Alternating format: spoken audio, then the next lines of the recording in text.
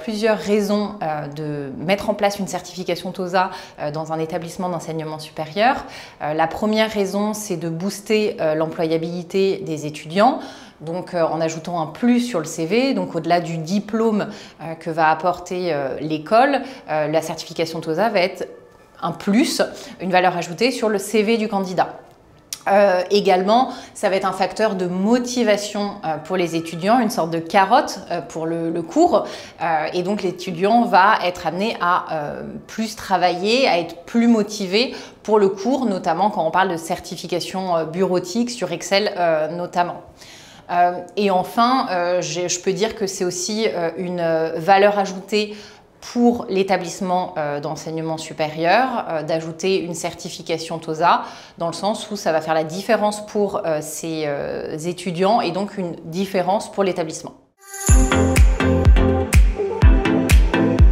Ça engage de deux manières. Il faut savoir que l'outil TOSA est décliné en une évaluation et une certification. L'évaluation va venir en amont de la formation pour faire un bilan sur les compétences maîtrisées, les compétences à améliorer. Donc ça va être un réel outil pédagogique pour l'étudiant. Et la certification, qui est en général convertie en notes, va être un moyen de motivation pour l'étudiant afin de s'améliorer, afin d'atteindre l'objectif qui a été fixé par l'école. Comme je viens de le dire, pour l'enseignant, ça va être un outil qui va être facilitateur dans le sens où il va avoir une vue d'ensemble sur le niveau de ses étudiants, parce que quand on a une classe de 30 étudiants par exemple, voire plus dans certaines écoles, il est difficile d'avoir une appréciation de tous les niveaux.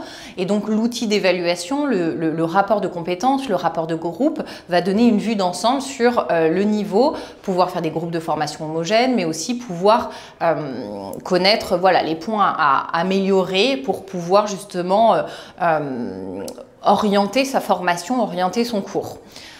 Et la certification va être un élément de motivation pour les étudiants dans le sens où ça va faire un objectif parce qu'on va vouloir monter en compétences, on va vouloir s'améliorer et donc on va pouvoir fixer sur des points en particulier et donc s'améliorer pour faire valoir sa montée en compétences.